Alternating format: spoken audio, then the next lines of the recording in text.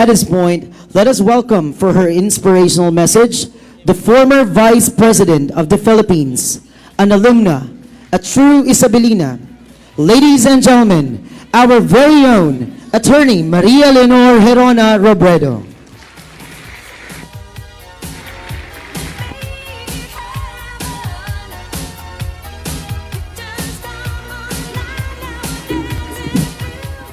Mabalos pong maray, magturo ko po kita gabus. Sister, our birthday girl, Sister Lourdes Albis, our university president, who's celebrating her 82nd birthday today. Sorry, sister, na-reveal ko tuloy yung age nyo. Sister Araceli Loredo, our USI DC community sister servant, and all the other DC sisters who are here with us this afternoon. Of course, Ms. Chiqui Torres, our USIAA president, Attorney Nani Polo Jacob, president for the USIAA Manila chapter, USIAA ex-presidentas, our jubilarians, day ko na po sasaro-saroon si mga batches, guests, fellow Isabelinas, friends, sa Indo po gabos maray na hapon giraray. I would have to admit that when I received the invitation to deliver an inspirational talk this afternoon, nagsabi po ako sa staff ko, dain ako mataramta. Ang mga maaraten kayan, habo man magparadarangog di mga messages, ang gusto magdaralan na kan si mga presentation. Pero naisip ko po, this is an opportunity for me to thank every one of you for all the hard work that you've poured in during the campaign and all the projects of Angat Buhay before and after the elections. Kaya nag-prepare man giraray akong haliputon sa ng speech. Excited na kitang dalanan si mga presentation. So as someone who is fast approaching my senior years, 2 taon na lang po senior naman ako, I have had my fair share of homecomings. Allow me to say, however, that nowhere is a homecoming sweeter and never does it more truly feel like home than when I am here at Universidad de Santa Isabel. I am sure kamuman. This should come as no surprise to anyone. The loyalty and abiding trust that we have in USI runs deep. In my family, at least, it runs 3 generations deep. My mother and my aunts all studied here at the USI. My sister Malu and myself spent our most formative years as a student here. And it is here where all my 3 daughters, Aika, Tricia, and Jillian, learn the values that shape them into the people that they are now. It seems that my mother and I enjoyed our time here so much that even when our student days were already over, we chose to return as teachers. With my mom spending almost the entirety of her professional career here, from the time she was 18 years old, until the time she was 82, kaya siguro gabos na batches nag-agi sa iya. And ako, I taught here, siguro gulpi po ang day nakakaaram, that I taught here for almost 10 years. While I was a law student during the evenings. Kan law student po ako, teacher ako sa college department. So si mga co-teachers ko, yaon manggiraray digdi, si Satuyang alumni in charge, si Natalie ay co-teacher ko. Nauugma din po ako na si mga teachers ko, marireveal lugod si edad, si mga teachers ko kang ako sa ditpa, yaon manggiraray digdi. Special mention sa 2 ex-presidentas, si Ma'am Tat Bercasio, advisor ko kang first year high school ako. Tapos math, ay pati second year, ano Ma'am Tat? First year and second year saka math teacher ko. Si Miss Aida Osea, English teacher ko. Saka coordinator mi sa Communications Arts Club. Naging co-teacher ko man pareho sindang 2, kang ako nag-teacher. So siguro diin na maninigaran si Sakuyang loyalty to the school. And it goes without saying that the mere mention of USI for all of us. Or siguro daw makahiling lang kitang pictures or a casual visit to the campus evokes a certain nostalgia for all of us. A feeling of deep fondness founded on the firm foundation of family and friendships. I am sure that you feel the same way. And this fondness roots from ordinary, bako si mga darakula, pero ordinary everyday moments. Halimbawa sa ko, dawa si paglakaw ko lang sa mga koridor dati, kadakol na mga emosyon ang na-evoke, si mga saradit na mga kalokohan sa laog kang classrooms, pati si kinakakan sa kantin, pati si mga event study di sa auditorium, sa Paranymphos, duman sa may winding stairs, the wearing of our blue and white uniforms. Kami po si batch na nag-transition to the new uniform. Kaya when I was in 4th year high school, we were allowed to choose. Pwedeng suluton mi man giraray si blue and white, pero sa ibang batches ay si new uniform na. Sister, to be very honest, mas type ko yung blue and white.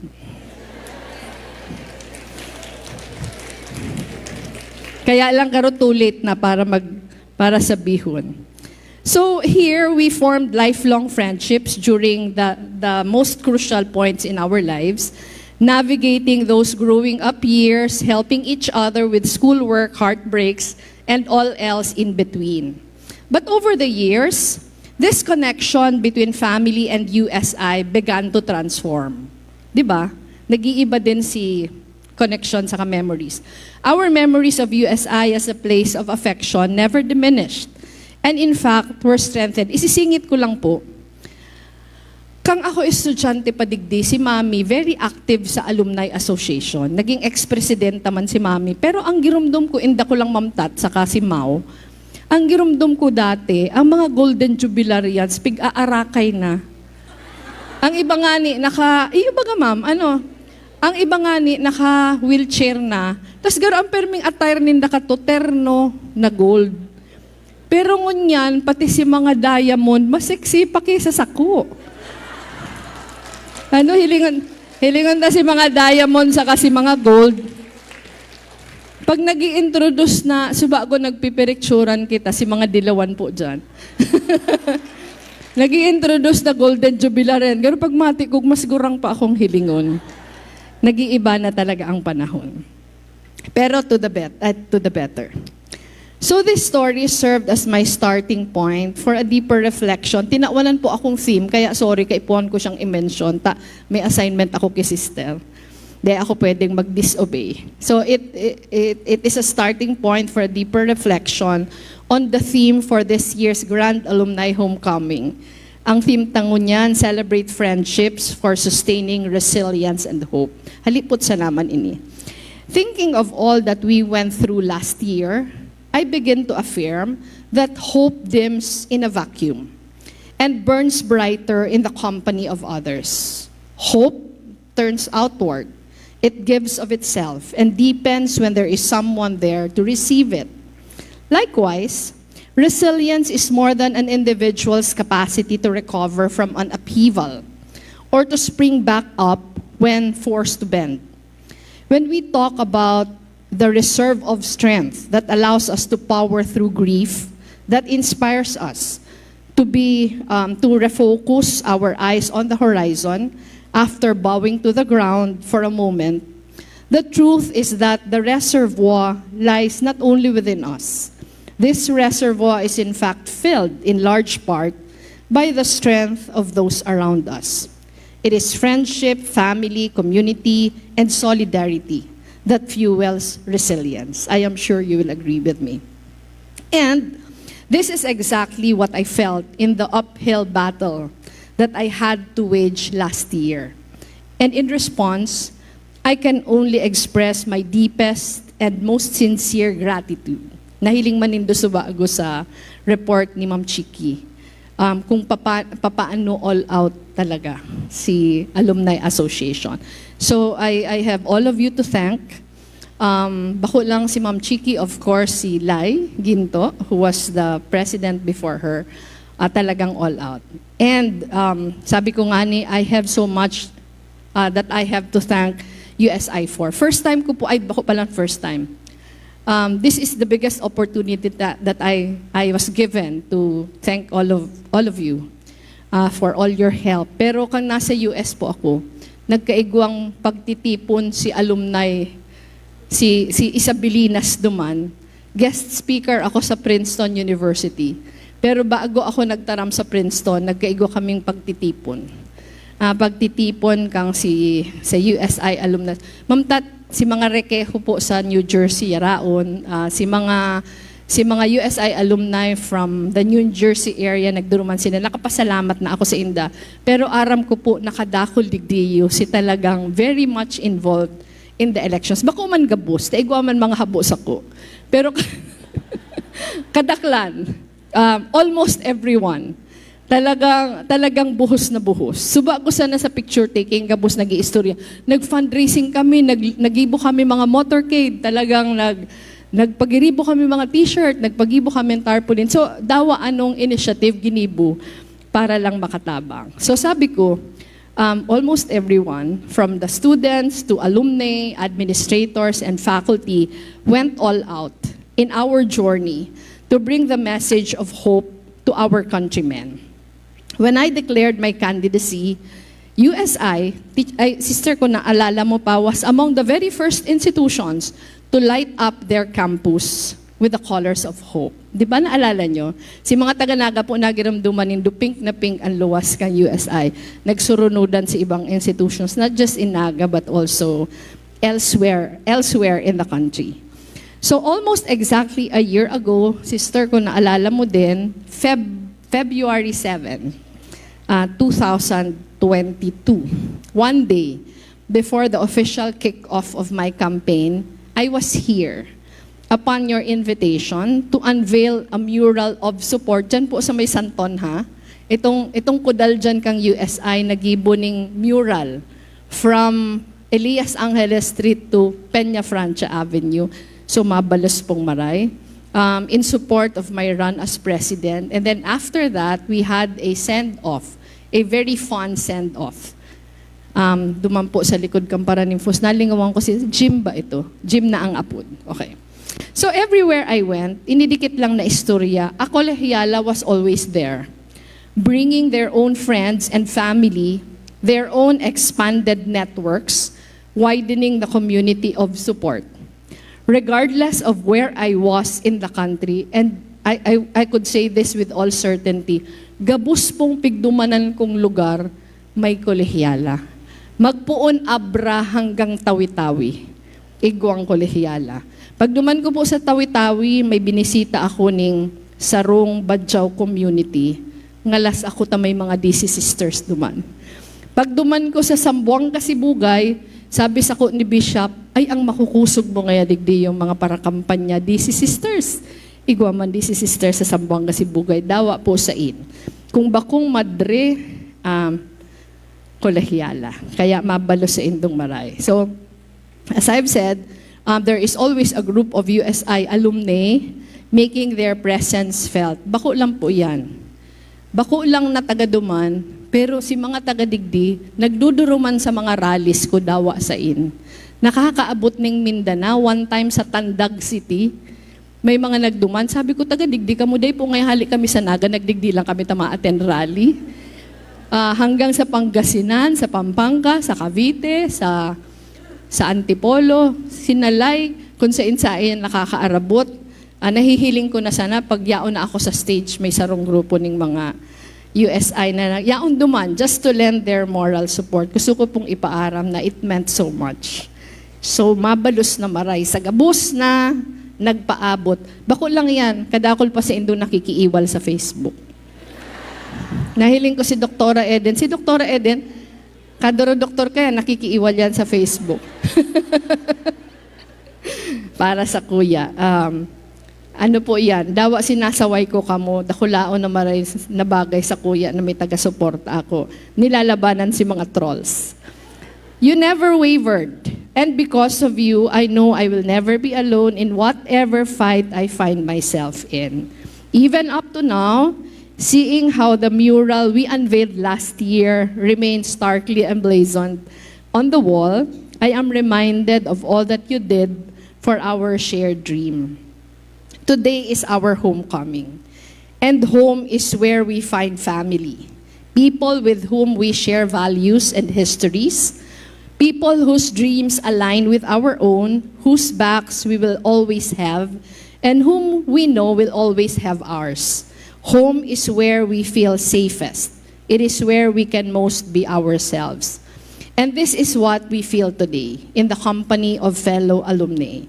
We feel a deep affinity because once we walked along the same corridors, dawa po ano-anong batches kita pareho man giraray na corridors ang inagihanta, because there are stories na kita lang ang nakakaintindi.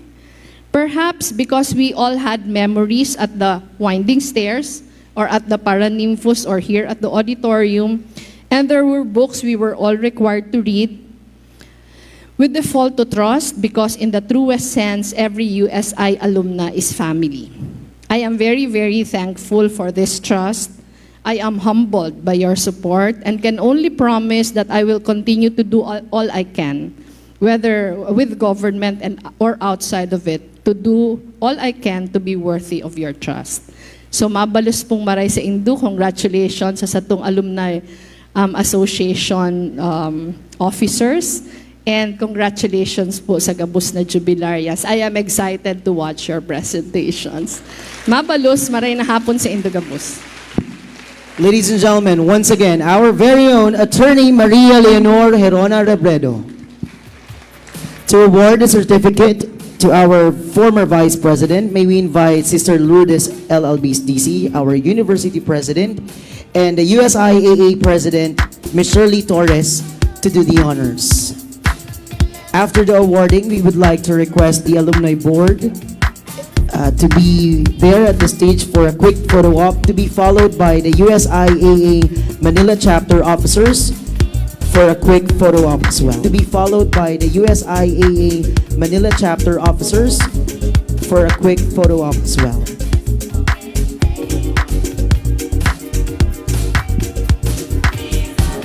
Citation reads, Universidad de Santa Isabel de Naga Incorporated, Naga City, Philippines.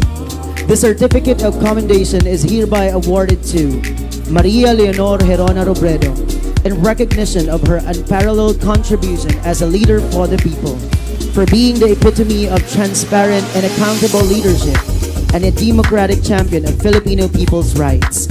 Given this 11th day of February 2023 at the Universidad de Santa Isabel de Naga Incorporated, Naga City, Camarines Sur, Philippines. Signed, Sister Lourdes L. Albiz, DC, University President.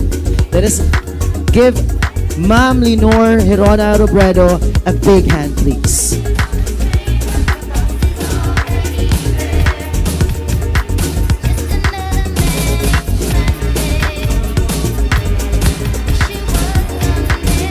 May we now have on stage our USIAA Alumni Board, to be followed by the USIAA Manila Chapter Board for a quick photo op.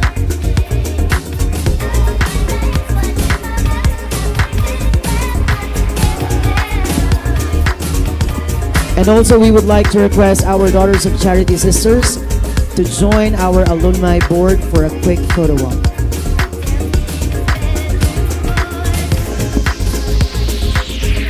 May I request the sisters to be ready with a photo to follow with Leni. Okay, so please sisters be ready.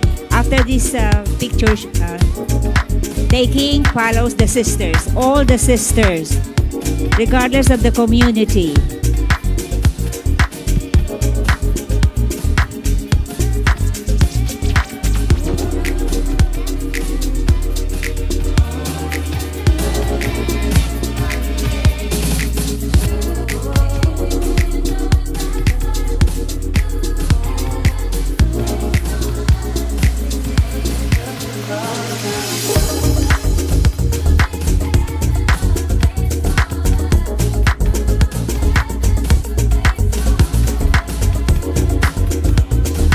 May we request the ex-presidentas as well to be ready This will be the order of the quick photo op. After the DC sisters, we'll have the ex-presidentas, and then we'll have the USIAA Manila Chapter Board to have their photo op with our former Vice President.